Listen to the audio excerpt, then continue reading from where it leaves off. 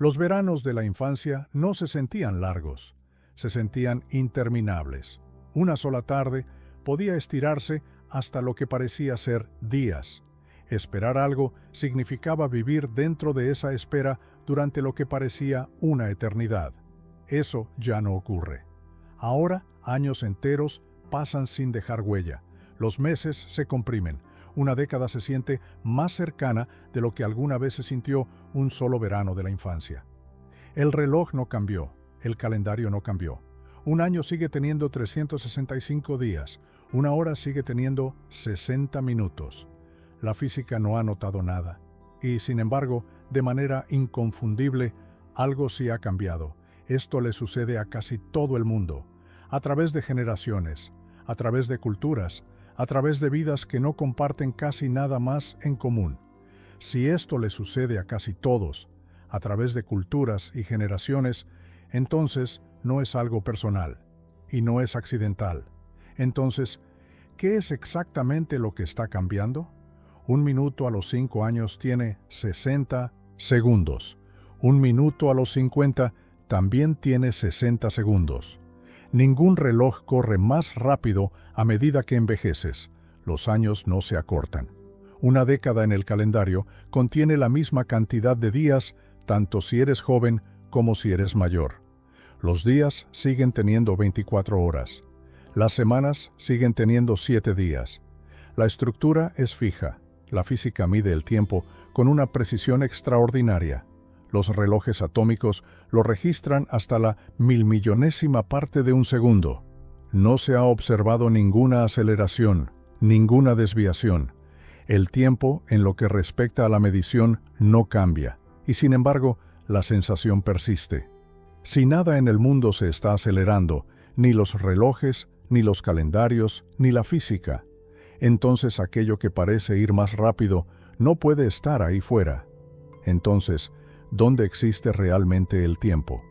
Cuando la gente nota esto, recurre a explicaciones conocidas: nostalgia, desvanecimiento de la memoria, el proceso natural de envejecer.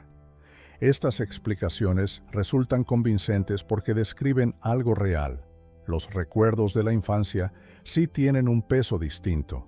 La memoria efectivamente se vuelve menos nítida. Envejecer trae cambios. Pero la nostalgia explica la añoranza, no la compresión. Explica por qué ciertos momentos se sienten valiosos, no porque años enteros se sienten más cortos de lo que se sentía un solo verano de la infancia. El desvanecimiento de la memoria explica el olvido.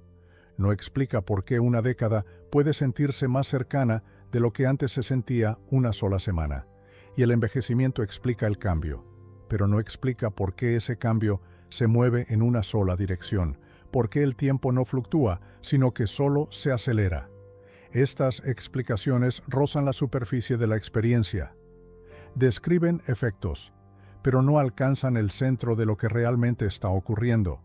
Si la pérdida de memoria y la nostalgia no lo explican, entonces estamos haciendo la pregunta equivocada.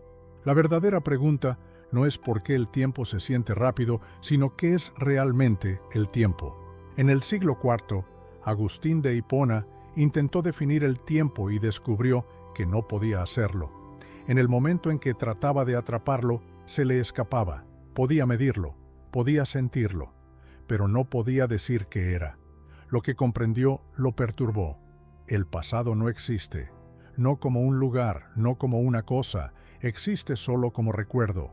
El futuro tampoco existe, existe solo como expectativa. ¿Y el presente? El presente es donde se supone que está el tiempo, el único punto en el que la existencia ocurre realmente, pero intenta sostenerlo. En el instante en que adviertes el ahora, ya se ha ido. El presente no tiene una duración que puedas asir. Pasa demasiado rápido como para contener algo, así que si el pasado es solo recuerdo y el futuro es solo expectativa y el presente no se queda quieto, ¿dónde existe entonces el tiempo? Existe en el acto de recordar, en el acto de anticipar, en la tensión de la mente entre lo que fue y lo que será. No experimentas el pasado, lo Recuerdas. No experimentas el futuro, lo anticipas. El único momento que tocas directamente es el presente, y aun ese desaparece antes de que puedas nombrarlo. Quita el recuerdo, quita la expectativa. ¿Qué queda? Nada que se sienta como tiempo. Esto significa que el tiempo no pasa de manera independiente. Está siendo sostenido, formado, estirado a través del recuerdo y la anticipación por la propia mente. Si el tiempo existe dentro de la experiencia, entonces no simplemente pasa, se forma. Y si se forma, entonces no todo el tiempo puede ser igual. Un minuto en el reloj siempre tiene 60 segundos, siempre idéntico, siempre uniforme. Al reloj no le importa lo que ocurra dentro de ese minuto. Mide la duración como si cada momento pesara lo mismo. Pero la experiencia no funciona así. Un minuto de espera se siente más largo que un minuto de absorción en algo. Una hora de aburrimiento se estira, una hora de peligro o de novedad se comprime, o a veces se expande en la memoria. El reloj mide ambas como idénticas. La experiencia las registra como completamente distintas. Esto no es un truco de la percepción, es una diferencia estructural. Existen dos tipos de tiempo. Está el tiempo del reloj, medible, divisible, tratado como si estuviera compuesto de unidades idénticas e intercambiables. Es el tiempo que rige los horarios, coordina los acontecimientos y avanza en intervalos ordenados y predecibles. Y luego está el tiempo vivido, el tiempo tal como realmente se siente, el tiempo que se estira cuando no ocurre nada y desaparece cuando ocurre todo, el tiempo que no puede dividirse limpiamente porque fluye como una experiencia continua y cualitativa, denso en algunos momentos, delgado en otros. Henry Bergson llamó a este flujo vivido y cualitativo duración. El tiempo del reloj trata cada minuto como equivalente, la duración no. La duración es densa o escasa según lo que la llena. Algunos momentos contienen más vida que otros. Algunas horas se sienten más ricas que meses enteros. El reloj nunca nota la diferencia, la experiencia siempre. Si el tiempo vivido puede estirarse o colapsar, entonces algo debe controlar su densidad. ¿Qué determina entonces cuánta experiencia cabe dentro de un momento? No experimentas instantes aislados, nunca lo has hecho. Cuando escuchas una melodía, no oyes notas separadas que aparecen y desaparecen una a una. Escuchas la melodía como un todo, un tramo de sonido que se mantiene unido. La nota que acabas de oír sigue presente de algún modo. La nota que viene a continuación ya es anticipada. El ahora en el que vives no es el filo de un cuchillo, tiene anchura, contiene un poco de lo que acaba de ocurrir y un poco de lo que está a punto de ocurrir. Es un tramo, corto, pero real. Experimentas continuidad, no puntos, y ese tramo puede sentirse denso o puede sentirse casi vacío. Algunos momentos están cargados de atención, novedad y detalle. Otros pasan tan livianos que apenas los notas. El reloj mide ambos como idénticos, la experiencia no. William James llamó a este ahora vivido el presente aparente, no el presente matemático, el instante que existe solo en la teoría, sino el presente que realmente habitas. El presente psicológico, el que tiene textura, peso y variación. Algunos presentes aparentes contienen más que otros. Más conciencia, más distinción, más vida. El reloj no nota la diferencia. Tú sí. Si el propio presente puede estar lleno o vacío, ¿qué le ocurre a medida que envejecemos? En la infancia, el futuro se siente vasto, no lejano, sino vasto, abierto de una manera que hace imposible ver sus límites. Hay más posibilidades de las que puedes contar, más tiempo del que sabes qué hacer con él. Eso cambia, no de repente, no de una sola vez, pero el futuro empieza a sentirse más cercano, no porque se mueva hacia ti más rápido, sino porque queda menos de él, menos años por delante que por detrás, menos puertas abiertas, el horizonte se estrecha y el tiempo empieza a presionar. no es solo que los años pasen rápido, es que pasan en una sola dirección, hacia algo definitivo, hacia un final que siempre estuvo ahí, pero que antes no se sentía relevante. Por eso la experiencia de que el tiempo se acelera no es solo extraña, es inquietante, no es una rareza perceptiva, no es un truco de la memoria, es la presión sentida de la finitud, la estructura de una vida con límites que presionan contra la experiencia misma del tiempo. Heidegger sostenía que la existencia humana es fundamentalmente temporal, no porque existamos en el tiempo, sino porque somos tiempo. Somos seres orientados hacia un futuro que finalmente se agotará, y esa orientación lo modela todo, incluido cómo se siente el tiempo. El tiempo no solo avanza, se estrecha. Si esta sensación está ligada a la finitud, entonces no es solo emocional, es estructural. ¿Qué es entonces lo que realmente está cambiando en la experiencia misma? Lo interesante es que la neurociencia, sin intentar responder a preguntas filosóficas, termina describiendo lo mismo. El cerebro no registra la vida de forma continua, no almacena la experiencia como un flujo suave e ininterrumpido. En su lugar, divide la experiencia en eventos, segmentos discretos separados por límites. Cuando algo cambia, cuando cambia la atención, cuando se modifica el contexto, cuando ocurre algo inesperado, el cerebro marca un límite. Ese límite se convierte en un evento. Los eventos son aquello a lo que se aferra la memoria. Menos límites significan menos eventos. Menos eventos significan una memoria más delgada. Y cuando la memoria se vuelve más delgada, largos periodos de tiempo colapsan en retrospectiva. Esto se llama segmentación de eventos, y se corresponde directamente con lo que la filosofía ya había descrito. La densidad de eventos es la duración de Bergson hecha visible. El grosor de la memoria es la extensión de la mente de Agustín. El adelgazamiento estructural es aquello a lo que Heidegger apuntaba cuando decía que el tiempo presiona hacia adentro a medida que el futuro se estrecha. La ciencia confirma la estructura, no la reemplaza, pero también revela algo más. Si el tiempo se comprime porque se registran menos momentos, entonces la verdadera pregunta pasa a ser: ¿por qué la mente registra menos momentos a medida que envejecemos? La respuesta es simple y perturbadora. La vida adulta se vuelve repetitiva, los días comienzan a parecerse entre sí, las semanas siguen patrones predecibles, el trayecto diario es el mismo, las rutinas son las mismas, los entornos son los mismos, la infancia está llena de primeras veces, el primer día de escuela, la primera vez en bicicleta, la primera vez lejos de casa.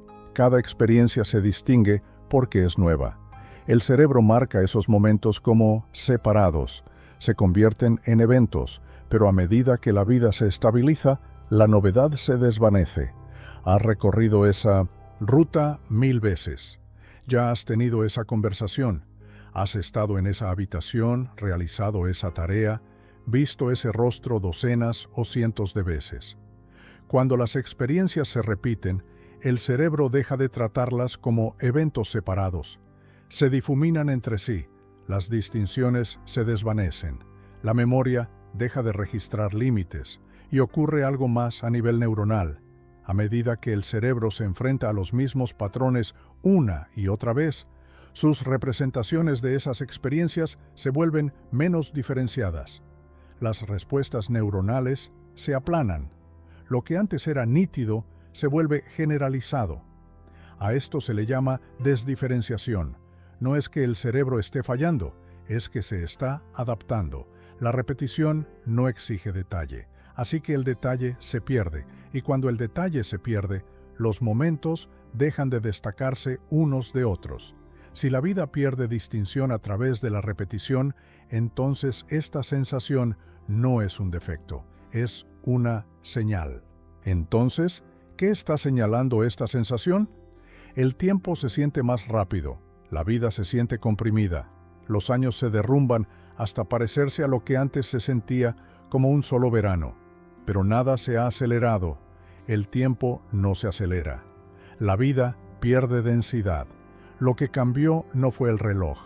Lo que cambió fue la densidad de la experiencia, la estructura de la memoria, la textura del presente, el peso de cada momento. La memoria se adelgazó. La duración colapsó. El presente se vació. El futuro presionó hacia adentro. Y la distinción se desvaneció. Esto no es un error perceptivo, no es nostalgia, no es el envejecimiento en abstracto. Es la experiencia sentida de vivir de una manera que ya no genera los límites, la novedad y la atención que hacen que el tiempo se sienta pleno. Agustín tenía razón. El tiempo existe en la mente y cuando la memoria se vuelve menos diferenciada, el tiempo mismo colapsa. Bergson tenía razón. El tiempo vivido puede adelgazarse y cuando la vida pierde riqueza cualitativa, la duración se reduce. James tenía razón. El presente tiene grosor y cuando nada nuevo lo llena, se vuelve casi transparente. Heidegger tenía razón. La finitud da forma a cómo se siente el tiempo y a medida que el futuro se estrecha, el tiempo presiona. La ciencia lo confirmó. Menos distinciones significan menos eventos. Menos eventos significan una memoria más delgada. Y una memoria más delgada hace que los años se sientan como semanas. El problema nunca fue el tiempo. El problema es cómo está estructurada la experiencia, o, mejor dicho, cómo deja de estarlo, cómo se aplana, cómo se repite, cómo se difumina. Si el tiempo no se acelera, si la vida se vuelve más delgada, entonces la verdadera pregunta ya no es sobre el tiempo, es sobre cómo se existe dentro de él. Cuando la experiencia cambia, el tiempo vuelve a espesarse. No porque cambie el reloj, sino porque las nuevas experiencias crean límites, y los límites le dan a la memoria algo a lo que aferrarse. La duración regresa cuando la vida recupera distinción. Cuando la atención se profundiza, el presente se vuelve habitable. Los momentos dejan de deslizarse, el presente aparente se llena de detalles, conciencia y textura. Lo que era delgado vuelve a ser denso, no por esfuerzo, sino por presencia. Y cuando la finitud es reconocida, no evitada, no temida, sino aceptada, el tiempo gana peso. El futuro que se estrecha no es un problema. Es lo que hace que el tiempo importe, lo que hace que cada momento no pueda ser reemplazado por ningún otro. Esto no trata de ralentizar el tiempo. El tiempo nunca se estuvo moviendo en primer lugar. Se trata de vivir de una manera que permita al tiempo tomar forma, tener densidad, registrarse como algo más que un calendario que avanza. Aquellos veranos de la infancia no eran más lentos, eran más densos, llenos de novedad, atención y un futuro que se sentía infinito. La diferencia no era el tiempo, era la estructura de la experiencia dentro de él, y esa estructura no es fija. Responde a cómo se vive la vida, a cuánto cambia, a cuánto se nota, a cuánto importa. La mayoría de las personas sienten este cambio, pero pocas lo comentan. Si esto resonó contigo, tengo curiosidad. ¿Cómo se siente el tiempo para ti ahora? ¿Se siente más delgado, más pesado o algo completamente distinto? Deja un comentario. Me gustaría saberlo. Y si este video te resulta útil, dale me gusta y suscríbete también al canal. Gracias.